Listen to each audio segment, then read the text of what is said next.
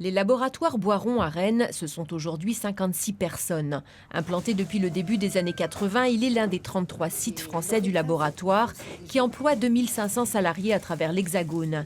Ici, comme partout, la nouvelle du déremboursement de l'homéopathie provoque colère et incompréhension. Le gros problème, c'est qu'aujourd'hui, les patients risquent de perdre confiance dans l'homéopathie. Quand on vous dit « ah, c'est déremboursé », soit c'est parce que c'est dangereux, c'est arrivé pour les pilules de 3e et 4e génération, soit parce que c'est inefficace. D'un côté comme de l'autre, ça ne va pas vous inciter à écouter le médecin qui veut vous prescrire de l'homéopathie ou le pharmacien qui veut vous conseiller de l'homéopathie.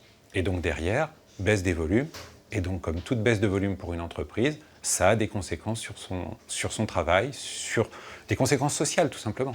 L'entreprise craint en effet un impact important sur l'emploi. En un an, depuis une tribune publiée en 2018 par des professionnels de santé contre les médecines dites alternatives et réclamant leur déremboursement, le site a déjà subi une baisse de 10 à 15% d'activité, avec pour conséquence 3 départs à la retraite non remplacés et 2 CDD non renouvelés. C'est par ailleurs une médecine à 2 vitesses qui est redoutée, avec une augmentation du prix des médicaments, du fait notamment du passage automatique du taux de TVA de 2 à 10%. Pour les patients qui ne peuvent pas payer et qui sont donc contraints dans une logique de remboursement, le médecin sera amené à avoir une attitude sur une substitution allopathique, sur des médicaments donc avec forcément des effets indésirables, des contre-indications, des interactions, et on s'éloignera justement du fait de non nuire par l'approche globale de l'homéopathie.